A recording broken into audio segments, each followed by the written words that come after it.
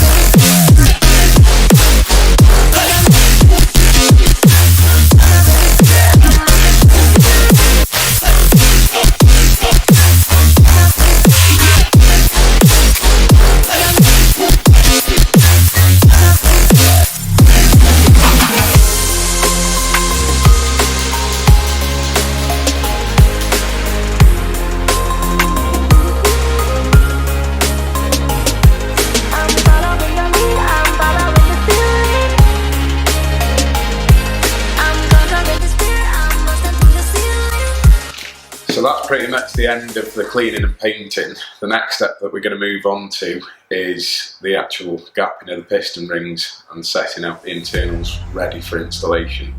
But that's probably going to be in the next video. See you all guys soon.